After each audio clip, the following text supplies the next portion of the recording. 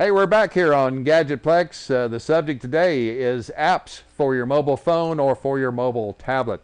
And one of the things we talked about was the fact that sometimes the app can actually replace a piece of hardware that you are carrying with you.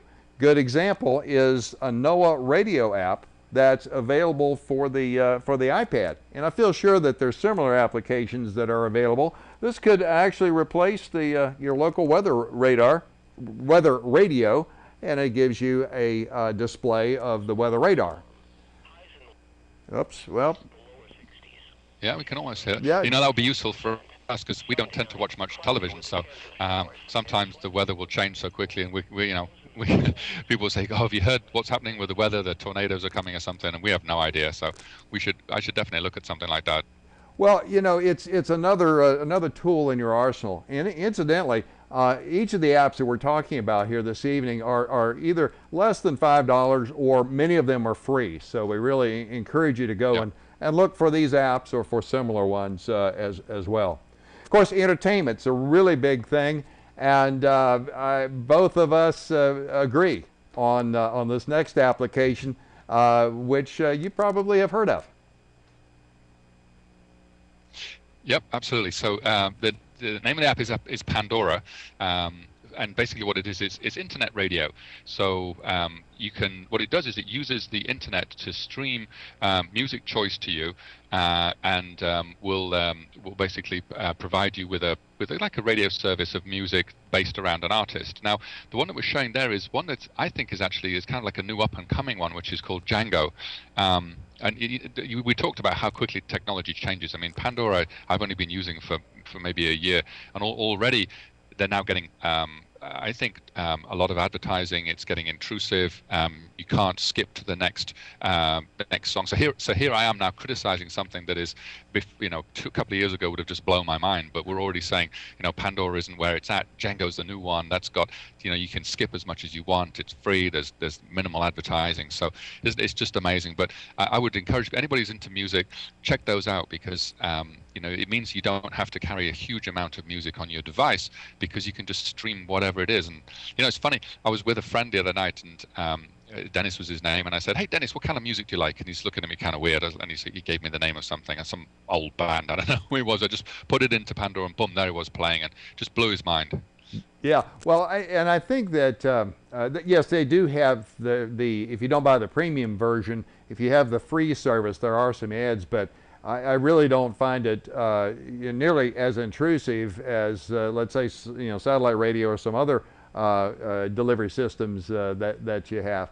But you can inject some. I was just going to say, what it does is it uses my home address, and so here I am in Florida setting up for a booth, and I've got it playing over the speaker, and it's giving me adverts for some free coupon for a meal in Portland in Oregon. I'm like, that is not interesting to me. Okay, I can see your point, and it's a little bit influenced by your mobile lifestyle there as well. One of the things that is nice, you can put some variety into it, and you can make as much or as little deviation from the one music type that you like, and then they have genre stations as well. What else is on your list here? So the other one that was brought to me by a good friend of mine called Lamar. He's runs the Beaver user group, and it's called GPS Drive. And if you compare where you're buying even just the most basic navigation system for it, you got to pay $100. This little beauty is like $2.99, and what it does is it uses the GPS compass and chip in the smart device that you have to plot out a route as if it was a fully blown GPS system. Now, of course, it's not going to work in the middle of the desert where there has to be a cell phone signal, obviously, but because it uses the Google Maps database, it's always up to date. They've done a real nice job of integrating it with like Facebook and Wikipedia, so you can click on somewhere and almost have like a little mini guidebook around where you're going. And there's a little premium service that'll do the voice synthesizing to say turn left, turn right. The hardest thing is figuring out how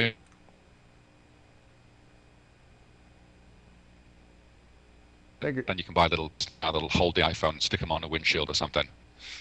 Phil, if you could repeat where you said the hardest thing is, if you could repeat that, please, and we'll bring him back Oh, up on yeah. camera.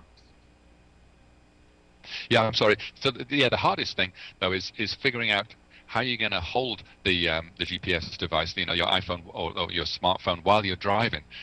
So I understand that you can have little clips now that will hook onto the windshield and things, or sucker on, because I don't have one of those and it keeps on falling off my lap, and that's a bit not good when you're trying to drive. Yeah. Well, you had mentioned the fact that a lot of RVers don't watch much television. On the other hand, part of the problem with television is the information, the signal to noise ratio might be a little bit lower than what you would like. The next app that I wanted to introduce is available for the iPad. It's called Newsy, Newsy. And what it does is it allows you to bring up various categories such as business or technology or politics or world news or entertainment or whatever, and then it presents that to you in the form of a single graphic that you can then either add plus or minus. So here's something about the Libya fighting, and I'll go ahead and hit plus there. This is something in Bahrain, and I'm not too interested in that. There's a detergent price fixing issue that came up. Well, I might be interested in that for some reason. And all this does is it buffers it into a playlist down here. And when I'm done, I go ahead and just hit play playlist. So if I had selected, say, 7 stories that were each maybe 3 minutes long, I'd have a 21-minute newscast that consisted just of news that I was found particularly interesting. And for now, this app is free. That's fantastic. And I guess what you could do also is orientate them towards more positive news stories. One of the things that I find a little bit depressing when I watch news is just because it's so, there's a problem here, a problem there. And so I guess if you're picking them, you can pick and choose a little bit and make sure that, the ones that you pick are something that not only you're interested in, but aren't too negative for you. Yeah, well, that's true. Actually, picking and choosing is a really good theme for the next app that you have here on the list when you choose to dine in, as it were. Yeah, absolutely. That's a great segue into the.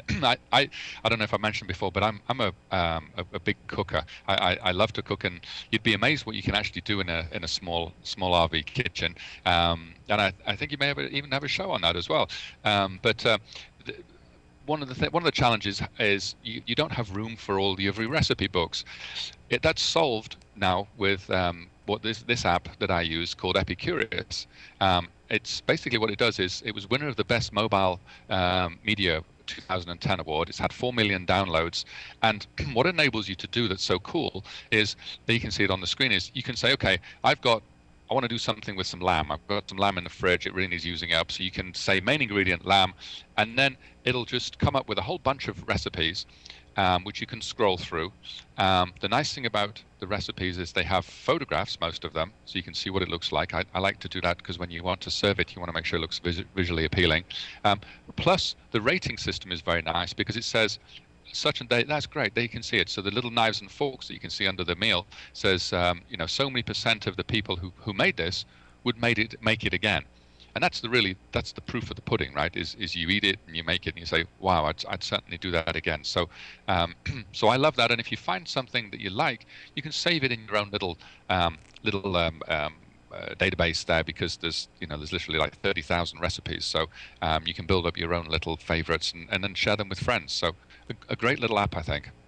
Well, that's a lot of what this is all about is finding neat apps and sharing them with friends. And that's what we're doing right here today on Gadgetplex. Stay tuned. We've got 4 more apps coming up in our next segment. Question or comment for Gadgetplex's Phil May? Send him an email at gadgetplex@rvnn.tv or leave a voicemail for Phil at 877-578-RVNN, extension 703. Follow RV Newsnet on Facebook and Twitter, and you can receive text messages to alert you when we're streaming live by texting RVNN to 72727. That way, you can join us live in the chat room, ask questions, and become part of the RV Newsnet family. Remember, any photos or other material submitted to us become the property of RV Newsnet and cannot be returned. Today's show is brought to you by Angie's List, where you'll find thousands of unbiased reports and reviews about service companies in your area. Whether you're looking for a roofer, plumber, house cleaner, dentist, or even a doctor, Angie's List members share their experiences with each other so that you can choose the service company that's right for your job. Companies can't pay to be on Angie's List, and the reviews come from people just like you who have had experience with the companies mentioned. To find out more, go to rvnn.tv and click on the Angie's List ad.